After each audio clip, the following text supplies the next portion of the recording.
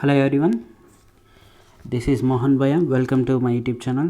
So UPSC, ఏపీపీఎస్సికి prepare అయ్యే aspirants అలాగే టీఎస్పీఎస్సికి ప్రిపేర్ అయ్యే ఆస్పిరెంట్స్కి Indian polity, so major subject Indian polity. So ఎవరైతే సెల్ఫ్ ప్రిపరేషన్లో ఉన్నారో అలాగే ఎవరైనా కానీ కోచింగ్లో ఉన్నా కానీ సో వాళ్ళు ఫస్ట్ రిఫర్ చేయాల్సిన book so Indian constitution at work చాప్టర్ల ఎన్సీఆర్టీ క్లాస్ 11కి సంబంధించింది ఇది. ఈ బుక్ చదవడం వల్ల ఎన్సీఆర్టీ బుక్ సో ఇది సింప్లిఫైడ్ మేనర్లో ఉంటుంది, స్టోరీ వైజ్గా ఎక్స్ప్లెయిన్ చేసి ఉంటుంది కాబట్టి కాన్సెప్ట్స్ అన్నీ కూడా సో క్లారిటీ అనేది వస్తుంది. సో ఫస్ట్ ఈ బుక్ చదివిన తర్వాత ఇండియన్ కాన్స్టిట్యూషన్ అట్ వర్క్ చదివిన తర్వాత so next polity by Laxmikanth, Indian polity by Laxmikanth అనే బుక్ రిఫర్ చేయాలి. సో మెయిన్గా ఈ క్లాస్ 11th ఎన్సీఆర్టీ కూడా అర్థం కాకపోతే, కొన్ని కాన్సెప్ట్స్ అర్థం కాకపోతే సో 9th 10th అనేది కూడా ఎన్సీఆర్టీ అనేది చదవాలి. కానీ ఎవరైనా కానీ ఖచ్చితంగా చదవాల్సింది 11th క్లాస్ బుక్. సో ఈ వీడియోలో మనము చాప్టర్ 1 గురించి తీసుకోబోతున్నాం. So constitution why and how, constitution ఎందుకు, ఎలా కాన్స్టిట్యూషన్ మేక్ అయింది ఇండియాలో అనే దాని గురించి మనం చూడబోతున్నాం. సో మెయిన్గా ఇంట్రడక్షన్ వస్తే ఈ బుక్లో మనకి working of the Indian constitution గురించి తెలుస్తుంది. అలాగే చాప్టర్స్లో మనకి various aspects of the working of our constitution so information అంటూ ఉంటుంది. సో వేరియస్ ఇన్స్టిట్యూషన్స్ ఎలా వర్క్ అవుతాయి, సో జ్యుడిషియరీ, ఎగ్జిక్యూటివ్, లెజిస్లేచర్ ఇలాంటివి ఎలా వర్క్ అవుతాయని ఇన్ఫర్మేషన్ తెలుస్తుంది మనకి. అలాగే various institutions of the government in our country and the relationship which అవుతారు. సో ఆ ఇన్స్టిట్యూషన్స్ యొక్క రిలేషన్షిప్ ఒకటి దానికొకటి ఎలా వర్క్ అవుతాయి, ఒకటి కూడా ఓవర్లాప్ అనుకున్నట్టు పవర్ సపరేషన్ పవర్స్ ద్వారా, డాక్ట్రినల్ సపరేషన్ పవర్స్ ద్వారా సో ఎలా వర్క్ చేస్తాయనేది మనకు తెలుస్తుంది. సో మనము వీటన్నిటి చదవడానికంటే ముందు ఎలక్షన్స్ అంటే ఏంటి, గవర్నమెంట్, ప్రెసిడెంట్స్, ప్రైమ్ మినిస్టర్ ఇదంతా చదవడానికంటే ముందు సో మనము ఒక స్ట్రక్చర్ ఆఫ్ గవర్నమెంట్ని అండర్స్టాండ్ చేసుకోవాలన్నమాట. అలాగే various principles of the government అని కూడా bind the institutions of government have the original constitution, ఇవన్నీ కాన్స్టిట్యూషన్ ఆఫ్ ఇండియా నుంచి కాన్స్టిట్యూషన్ ఆఫ్ ఇండియా అర్థం చేసుకుంటే సో ఇవన్నీ కూడా ఈజీగా అర్థమవుతాయి మనకి. సో ఈ చాప్టర్ చదివిన తర్వాత కాన్స్టిట్యూషన్ వై అండ్ హౌ అనే చాప్టర్ చదివిన తర్వాత మనకి వాట్ ఏ కాన్స్టిట్యూషన్ మీన్స్ అనేది అర్థమవుతుంది. అంటే కాన్స్టిట్యూషన్ అంటే ఏంటని, what a constitution does to the society, so constitution సొసైటీకి ఏం చేస్తుంది, how constitutions govern the allocation of power in society, సొసైటీలో పవర్కి ఎవరికి ఇస్తుంది కాన్స్టిట్యూషన్, ఎవరి దగ్గర ఉంటుంది పవర్ అని. అలాగే what was the way in which the constitution of India, so constitution of India అనేది ఏ విధంగా తయారు చేయబడింది అని తెలుస్తుంది. Why do we need a constitution, అసలు కాన్స్టిట్యూషన్ అనేది ఎందుకు కావాలి మనకి, అసలు ఫస్ట్ కాన్స్టిట్యూషన్ అంటే ఏంటి, వాట్ ఈస్ కాన్స్టిట్యూషన్, కాన్స్టిట్యూషన్ యొక్క ఫంక్షన్ ఏంటి, ఏం పని చేస్తుంది కాన్స్టిట్యూషన్ అనేది. అలాగే దీని రోల్ ఏంటి సొసైటీకి ఇది చేసే రోల్ ఏంటి కాన్స్టిట్యూషన్ చేసేది. అలాగే constitution relate to our daily existence, constitution అనేది మన డైలీ ఎగ్జిస్టెన్స్కి ఎలా రిలేట్ అవుతుంది. సో వీటన్నిటికీ ఆన్సర్ చేయడానికి మనం ఆలోచించాల్సి ఉంటుంది, పెద్ద డిఫికల్ట్ ఏం కాదు. సో మనకి first constitution allows coordination and assurance. First ఏంటంటే కాన్స్టిట్యూషన్ అనేది కోఆర్డినేట్ చేస్తూ అలాగే అష్యూరెన్స్ కోసం ఉపయోగపడుతుంది. సో ఇమాజిన్ చేసుకుంటే మనం ఒక గ్రూప్లో ఉన్నట్టు, so imagine your self to be member of reasonable large group, ఒక లార్జ్ గ్రూప్లో మెంబర్గా ఉన్నారని ఊహించుకోండి. ఈ గ్రూపు మెంబర్స్ అంతా కూడా చాలా డైవర్స్గా ఉంటారు వేరియస్ వేలో. సో దాంట్లో ఒక రిలీజియన్స్ అలిజియన్స్ ఉంటుంది, అంటే హిందూస్ ఉంటారు ఆ గ్రూప్లో, అలాగే ముస్లిమ్స్, క్రిస్టియన్స్, అలాగే ఏ రిలీజియన్ ఫాలో అవ్వని వాళ్ళు కూడా ఉంటారు. So they are also varied in very different respects, they pursue different professions. ఒక గ్రూప్లో ఉన్న మెంబర్స్ అంతా కూడా అందరూ ఒకే ప్రొఫెషన్ని చేయరు. సో డిఫరెంట్ గ్రూప్ ఆఫ్ ప్రొఫెషన్స్ని వాళ్ళు ఫాలో అవుతుంటారు. అలాగే వాళ్ళకి డిఫరెంట్ ఎబిలిటీస్ ఉంటాయి, డిఫరెంట్ హాబీస్ ఉంటాయి, డిఫరెంట్ టేస్ట్స్ ఉంటాయి, డిఫరెంట్ ఫిలిమ్స్ చూస్తారు, డిఫరెంట్ బుక్స్ రీడ్ చేస్తారు వాళ్ళంతా కూడా.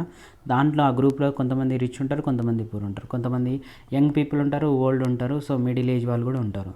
సో ఇవన్నీ కూడా ఒక గ్రూప్లో ఉండే డిస్ప్యూట్స్ అన్నీ కూడా various aspects of life likely ఇలా డిఫరెంట్ టైప్స్ ఆఫ్ గ్రూప్స్ ఉండడం వల్ల వీటి మధ్య డిస్ప్యూట్స్ అనేకి రైజ్ అయ్యే ఛాన్స్ ఉందన్నమాట.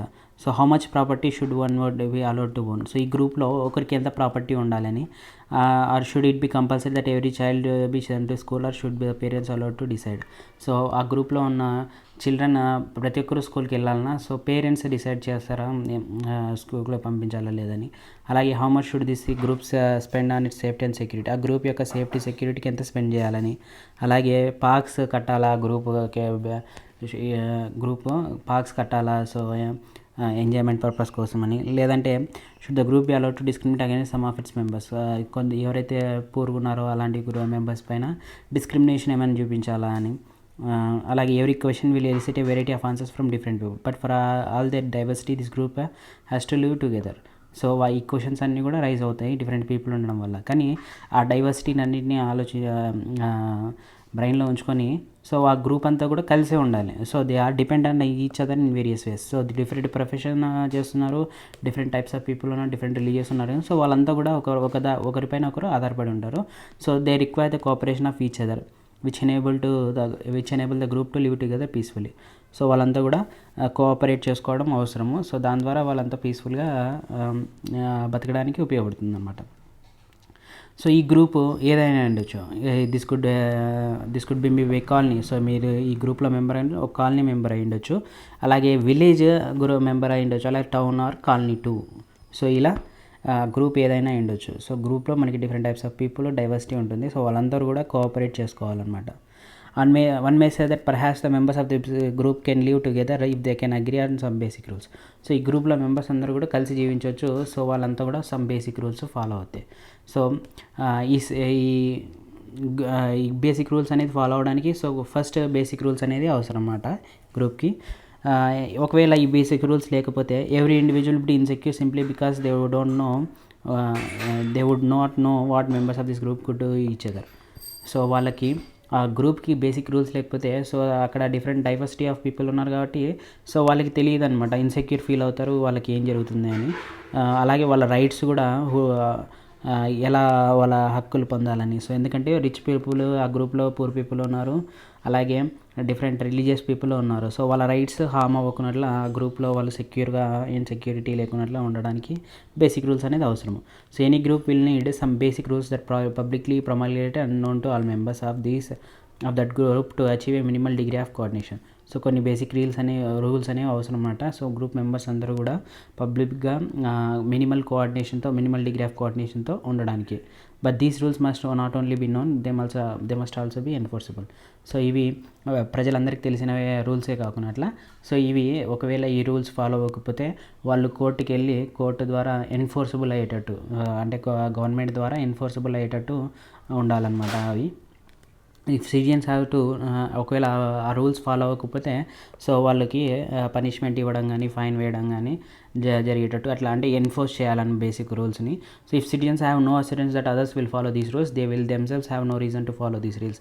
Saying that rules are legally enforceable gives an assurance to everybody that others will follow these are for if they don't do so they will be punished.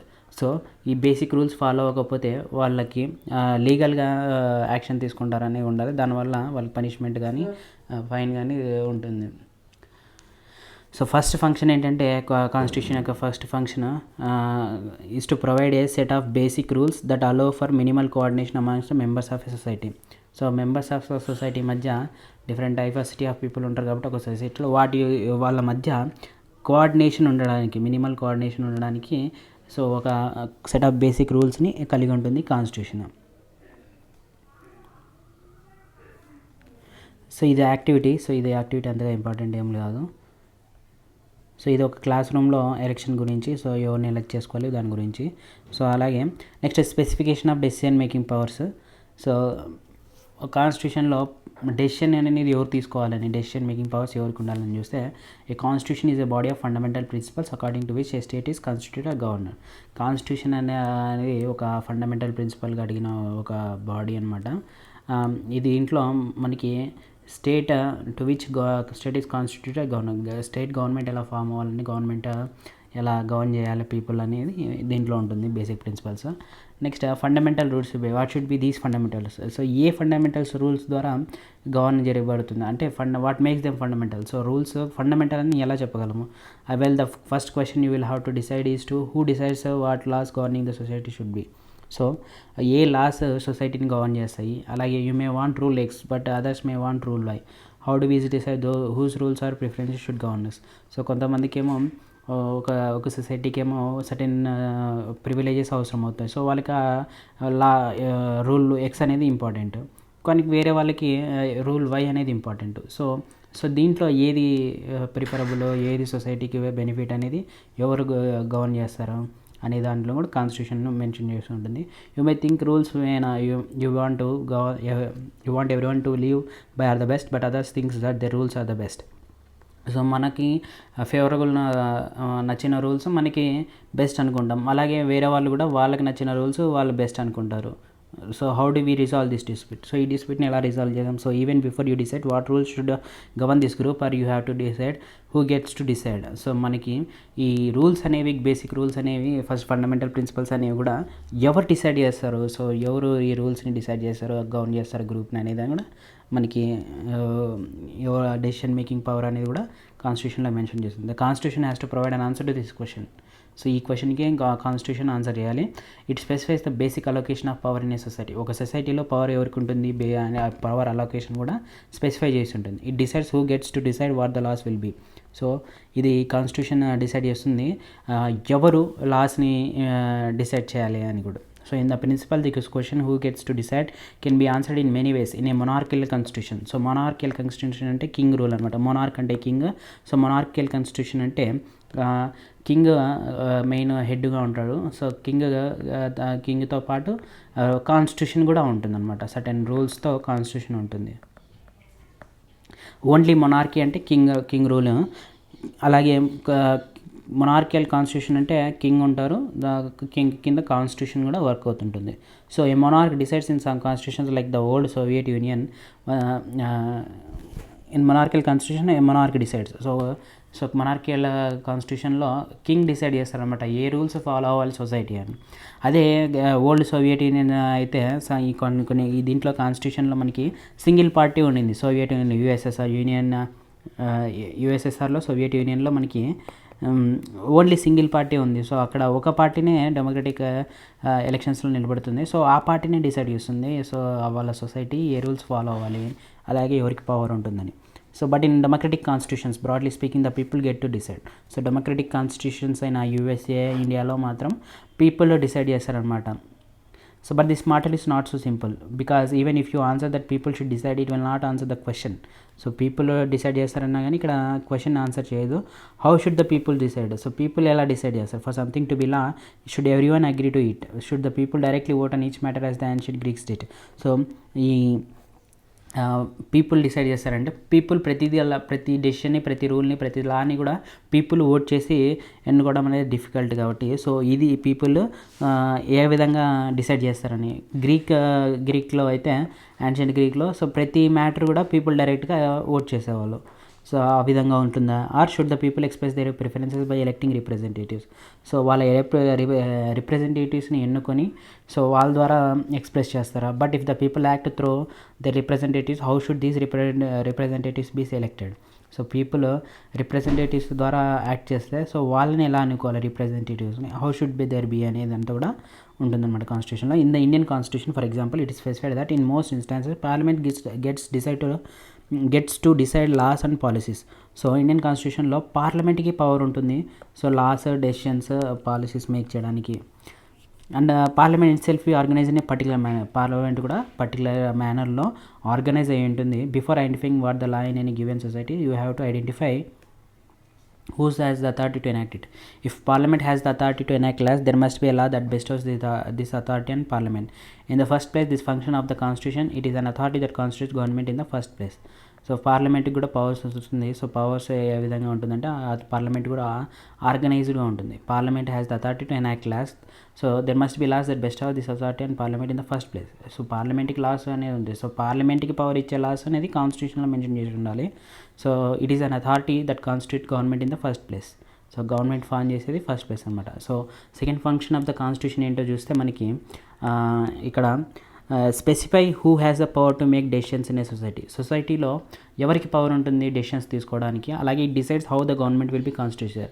అలాగే government ఎలా form అవుతుంది అనే దానిపైన కూడా ఈ కాన్స్టిట్యూషన్లో మెన్షన్ అయి ఉంటుంది. సో ఇది second function of the constitution. Next limitations on the powers of the government. So గవర్నమెంట్ని ఎలా ఎన్నుకుంటారు, గవర్నమెంట్కి అలాగే పవర్ ఎవరి దగ్గర ఉంటుందని తెలుసుకున్నాం సెకండ్ ఫంక్షన్. సో గవర్నమెంట్ వాటికి ఇష్టం వచ్చినట్టు చేయడానికి లేదు. సో గవర్నమెంట్ ఈ యొక్క రూల్ తీసుకొచ్చి ఫార్మర్స్ లాస్ తీసుకొచ్చి ఫార్మర్స్ అందరూ కూడా ఇదే ఫాలో అవ్వని లేదనమాట. సో అలా లేకున్నట్లా కొన్ని లిమిటేషన్స్ ఉంటాయి గవర్నమెంట్ పవర్ పైన. సో లిమిటేషన్స్ అంతా పవర్స్ ఆఫ్ ద గవర్నమెంట్ చూస్తే మనకి this is clearly not enough. Suppose you decide who had the authority to make decisions, but then this authority passed laws that you thought were patently unfair. It prohibited you from practicing your religion. For instance, ఎగ్జాంపుల్కి government అనేది నీకు నచ్చిన రిలీజియన్ని నువ్వు follow అవ్వకూడదని prohibit చేస్తే so అది నీ ఫండమెంటల్ రైట్స్ అనేది వైలేట్ అయినట్టు అనమాట. It enjoined that clothes of a certain colour were prohibited, that you are not free to sing certain songs, or that people who belong to a particular group would always have to serve others. So ఈ విధంగా మనకు నచ్చిన పాటలు పాడకూడదని, అలాగే నీకు ఏదైనా ఒక colour అనేది ప్రొహిబిట్ చేసిన, బ్యాన్ చేసినా కానీ గవర్నమెంట్, అలాగే ఒక particular group lower class group వాళ్ళు హయ్యర్ క్లాస్ వాళ్ళకి స్లేవ్స్ లాగా యాక్ట్ చేయాలన్నా, ఎప్పుడు వాళ్ళకి సర్వింగ్ అనేది చేయాలన్నా, సో ఇలా డిస్క్రిమినేషన్ చూపిస్తే సో ఇది ఆర్బిటరీగా వేరే వాళ్ళని అరెస్ట్ చేసిన, అసలు రీజన్ లేకున్నట్ట సర్టెన్ పీపుల్ని అరెస్ట్ చేసిన, లేకపోతే only people of certain skin colour would be allowed to draw water from wells. ఒక బావిలో నుంచి సర్టెన్ కలర్ ఉన్న వాళ్ళే, ఎర్రగా ఉన్న వాళ్ళే బావిలో నీళ్ళు తాగాలని రూల్స్ పెట్టినాం. You would obviously think these rules are unjust and fair. So ఇవి ఖచ్చితంగా అన్ఫెయిర్, అన్జస్ట్ అనమాట, న్యాయమైన రూల్స్ కాదు ఇవన్నీ. So and even though they were passed by a government that had come into existence based on certain procedures, there would be something obviously unjust about the government enacting these laws. So ఇవి న్యాయపరంగా అలాగే అన్ఫేర్గా ఉన్న, అన్యాయంగా అన్ఫేర్గా ఉన్న ఈ rules అన్నీ కూడా government pass చేస్తే సో గవర్నమెంట్ అనేది సర్టెన్ ప్రొసీజర్స్ని ఫాలో అవ్వట్లేదని, సో అది అన్ఫేర్ గవర్నమెంట్ అని. So third function of the constitution is set to some limits on what a government can impose on the citizens. So third function of the constitution ఏంటంటే so government అనేది government పైన certain limits ఉంటాయి. So అది ఏది పడితే అది impose చేయలేదు citizens పైన అని కొన్ని లిమిట్స్ పెడుతుందన్నమాట constitution. These limits are fundamental in the sense that government may never trespass them. So ఈ లిమిట్స్ అన్నీ కూడా చాలా ఫండమెంటల్గా ఉంటాయి. సో గవర్నమెంట్ అనేది ఎప్పుడు కూడా వాటిని దాటకూడదు అనమాట. Constitutions limits the power of the government in many ways. So constitution అనేది గవర్నమెంట్ పవర్ని లిమిట్ చేస్తుంది మెనీ వేస్లో. So most common way of limiting the power of government is to specify certain fundamental rights that all of us possess as citizens and which no government can never be allowed to violate. So కొన్ని limits అనేది ఉంటుంది. Limiting the power of government is to specify certain fundamental rights that allow of citizens and which no government ever be allowed to violate. So కొన్ని limits అనేది government పైన ఉంటుంది, constitution mention చేసిన limits. So ఇది violate చేయడానికి వీలు లేదనమాట government. So the exact content and interpretation of these rights varies from constitution to constitution, but most constitution will protect a basic cluster of rights. Citizens will be protected from being arrested arbitrarily for no reason. So ఇవన్నీ కాన్స్టిట్యూషన్కి వేరే ఉన్నాయి కానీ so basic cluster of rights అనేది అన్ని constitutions provide చేస్తాయి. So citizens reason లేకున్నట్టు arrest చేయకూడదు. అలాగే basic limitation of the అది ఎవరు రీజన్ లేకున్నట్టు అరెస్ట్ చేయడం అనేది సో అది అన్జస్ట్ అండ్ ఫేర్ అనమాట. సో అది ఒక basic limitation up on the power of the గవర్నమెంట్కి పవర్ పైన వన్ లిమిటేషన్ అనమాట. ఎవరిని పడితే వాళ్ళని రీజన్ లేకుండా అరెస్ట్ చేయకూడదు. అలాగే citizens will normally have the right to some basic liberties, to freedom, right to freedom of speech, right to freedom of conscience, freedom of association, freedom to conduct trade or business. ఇవన్నీ కూడా normal rights అన్నీ కూడా పీపుల్కి ఉండేటివి. So వీటిని violate చేయకూడదు. So అలాగే in ప్రాక్టీస్గా ఇవన్నీ కూడా నేషనల్ ఎమర్జెన్సీలో లిమిటెడ్గా ఉంటాయి. రైట్ టు లైఫ్ మాత్రమే ఎమర్జెన్సీలో ఉంటుంది. సో ఇవన్నీ కూడా ఆటోమేటిక్గా వైలేట్ అవుతాయి. The constitution specify the circumstances under which these rights may be withdrawn. So ఈ రైట్స్ అన్నీ కూడా ఏ టైంలో విత్డ్రా చేసుకుంటుంది, ఏ సర్కమ్స్టాన్సెస్లో అంటే నేషనల్ ఎమర్జెన్సీ అని కాన్స్టిట్యూషన్లో మెన్షన్ చేస్తుంది అనమాట. Next aspirations and goals of a society చూస్తే most of the older constitution limited themselves largely to allocating decision making power and setting some limits to government power. But many 20th century constitution, of which the Indian constitution is the first next example, also provide an enabling framework of government to do certain positive things. So society ఏదైతే society యొక్క aspirations ఉన్నాయో, desires ఉన్నాయో, అలాగే కొన్ని సొసైటీకి goals కూడా ఉంటాయి. So ఈ గోల్స్ని కూడా most of the older so చాలా ఓల్డర్ కాన్స్టిట్యూషన్ అన్నీ కూడా ఈ గవర్నమెంట్ యొక్క డెసిషన్ మేకింగ్ పవర్ని అలాగే లిమిట్స్ ఆఫ్ ద గవర్నమెంట్ పవర్ని కూడా మెన్షన్ చేస్తుంది. కానీ మన 20th సెంచరీలో కాన్స్టిట్యూషన్స్ అన్నీ కూడా ఇండియన్ కాన్స్టిట్యూషన్ అనేది finest example.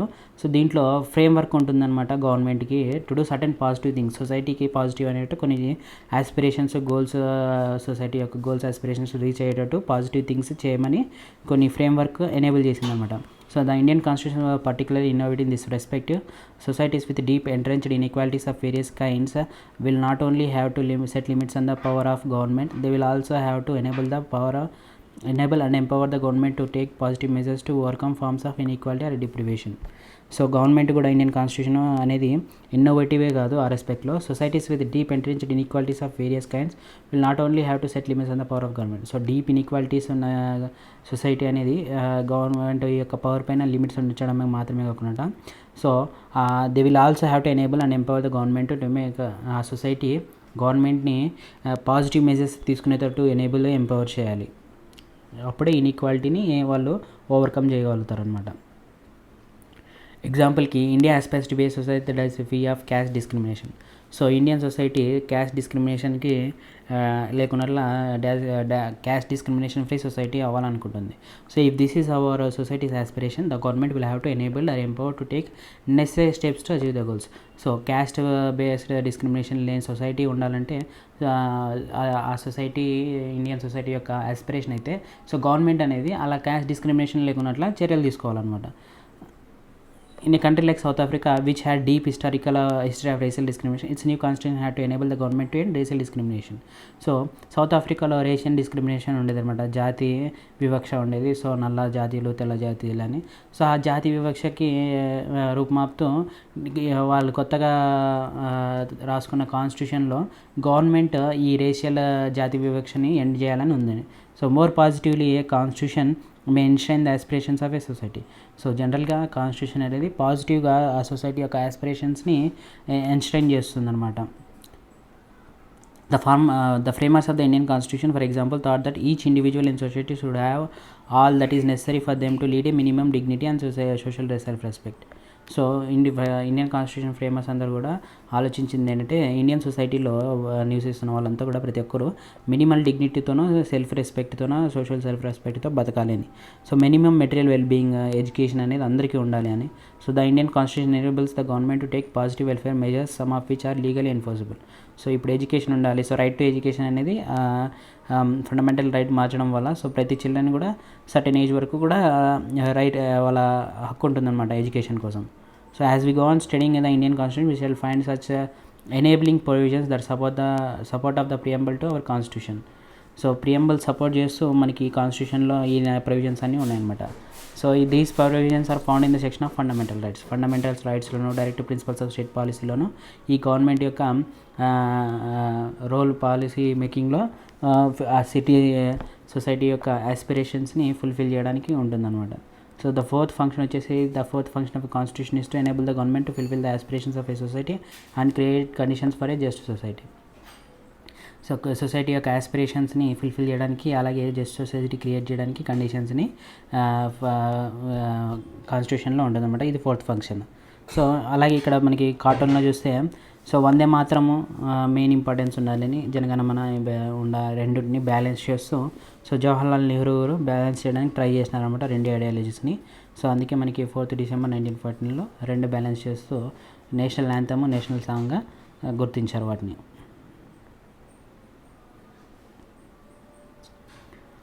Next enabling provisions of the constitution చూస్తే మనకి constitution of South Africa assigns many responsibilities to the గవర్నమెంట్కి మెనీ రెస్పాన్సిబిలిటీస్ ఉంది constitution of South Africa. So దాంట్లో conservation of nature, make efforts to protect persons or groups subject to unfair discrimination. So అన్ఫేర్గా ఎవరైతే వివక్షకు గురవుతున్నారో వాళ్ళని protect చేయడం, నేచర్ని protect చేయడము. అలాగే government must progressively ensure adequate housing to all health care. అందరికీ ఆరోగ్యము, అందరికీ హౌసెస్ ఉండాలనేది కూడా గవర్నమెంట్ యొక్క రెస్పాన్సిబిలిటీ. అదే ఇండోనేషియాలో అయితే నేషనల్ ఎడ్యుకేషన్ సిస్టమ్ అనేది ఉండాలి అందరికీ అని. అలాగే పూర్ డిస్టిట్యూట్ చిల్డ్రన్ గవర్నమెంటే చూసుకుంటుంది అనమాట. ఎవరైతే పేరెంట్స్ లెట్ చిల్డ్రన్ ప్యూర్ పిల్లల్ని గవర్నమెంటే చూసుకుంటుంది వాళ్ళని. సో ఇది గవర్నమెంట్ యొక్క responsibilities mention in the constitution. Next fundamental identity of a people చూస్తే final and perhaps even most importantly constitution express the fundamental identity of people. So fifth function ఏంటంటే fundamental ఐడెంటిటీని express చేస్తుంది constitution. దీని అర్థం ఏంటంటే collective entity come into being only through the basic constitution. It is agreeing to a basic set of norms about how one should be governed and who should be governed and what forms one collective identity. So ఎవరు చేత rule చేయబడాలి, అలాగే వాళ్ళని ఎవరు rule చేయాలి అని, అలాగే collective ఐడెంటిటీగా ఏంటని కాన్స్టిట్యూషన్ ఎక్స్ప్రెస్ చేస్తుంది అనమాట. One has many sets of identities that exist prior to A constitution. So constitution కంటే ముందు డిఫరెంట్ సెట్స్ ఆఫ్ ఐడెంటిటీస్ అనేవి ఉన్నాయి. But by agreeing to certain basic norms and principles, one constitutes one basic political identity. Second, constitutional norms are overarching framework within which one pursues individual aspirations, goals and freedoms. So కాన్స్టిట్యూషన్లో norms ఉంటాయి. So constitutional norms overarching framework within which work pursues individual aspirations, goals and freedoms. So individual యొక్క aspirations, గోల్స్ని, ఫ్రీడమ్స్ని pursue చేయడానికి కూడా framework అనేది ఉంటుంది. The constitution sets authority constants upon what one may or may not do. So constitution కూడా కొన్ని కాన్స్టెంట్స్ని సెట్ చేస్తుంది అథారిటీ. సో ఒక పర్సన్ ఏది చేయాలి, ఏది చేయకూడదని కూడా. అలాగే ఫండమెంటల్ వాల్యూస్ని డిఫైన్ చేస్తుంది, వాటిని దాటకూడదు అనమాట citizen. So the constitution also gives one moral identity కూడా ఇస్తుంది. Next third and final, it may be the case that many basic political and moral values are now shared across different constitutional traditions. So basic political moral values అన్నీ కూడా different constitutional traditions మధ్య share అయిందనమాట. So if one looks at constitutions around the world they differ in many respects. So constitutions వరల్డ్లో చూస్తే అవి డిఫరెంట్గా ఉన్నాయన్నమాట.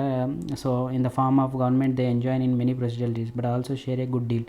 But most modern constitutions create a form of government that is democratic in some respects, most claim to protect certain basic rights. So కొన్ని democratic ఉన్నాయి, కొన్ని ప్రొటెక్ట్స్ని certain basic రైట్స్ని ప్రొటెక్ట్ చేస్తున్నాయి. But constitutions are different in the way the embody conception of national identity. So national ఐడెంటిటీని మనకి constitutions అనేవి different embody conceptions of national identity. So most nations are an amalgamation of a complex. So most nations అన్నీ కూడా complex amalgamations, set of historical tradition. They weave together the diverse groups that reside within the nation in different ways. So different group of ethnic group of people అంతా కూడా ఒక నేషన్లో ఉంటారు. ఎగ్జాంపుల్కి Germany identity was constituted by being ethnically German. So German అని ఎలా గుర్తించాలంటే German పీపుల్ని, so వాళ్ళు ఎథనికల్గా జర్మన్ అయి ఉండాలి. So the constitution gave expression to this identity. The Indian constitution on the other hand does not make ethnic identity as criteria for citizenship. So ethnic ఐడెంటిటీని సిటిజన్షిప్గా తీసుకోలేదన్నమాట. ఇండియన్స్లో వాళ్ళని ఇండియాలో పుట్టి ఇండియాలో ఉండే వాళ్ళని ఇండియన్స్గా గుర్తించే క్రైటీరియా లేదనమాట. Different nations embody different conceptions of what the relationship between the rights different regions of a nation and central government should be. This relationship constitute the national identity of a country. So ఇదంతా కూడా మనకి different nations అన్నీ కూడా different కాన్సెప్షన్స్తో relationship అనేది ఏ విధంగా ఉండాలి different regions of a people అలాగే సెంట్రల్ గవర్నమెంట్తో అని. సో ఈ రిలేషన్షిప్పే నేషనల్ ఐడెంటిటీ ఆఫ్ ఎ కంట్రీని కాన్స్టిట్యూట్ చేస్తుంది అనమాట. సో ఇక్కడ మనకి కార్టూన్లో చూస్తే writing of a new Iraqi constitution after collapse of Saddam Hussein's regime saw a conflict between ethnic groups in the country. So Saddam Hussein regime అయిపోయిన తర్వాత Iraqi constitution mention చేసేటప్పుడు సో వాళ్ళు కాన్ఫ్లిక్ట్ ఎథనిక్ గ్రూప్స్ అన్నీ కూడా గొడవలు పడుతున్నాయి అన్నమాట. So what do these people stand for? So compare the conflict depicted here with depicted earlier cartoons of the European union in India. So European constitution కూడా mention చేయడానికి cartoon ఉంది. So ఇక్కడ కూడా countries of the European try to create European constitution that time to fail. Here is a cartoonist expression of his that is always happen in ఈ constitution making. So ఇక్కడ European union countries అన్నీ కూడా European constitution make చేయడానికి పూనుకున్నాయి అనమాట, కానీ అది fail అయింది. So ఇలా డివిక్ట్ చేస్తున్నారు అనమాట.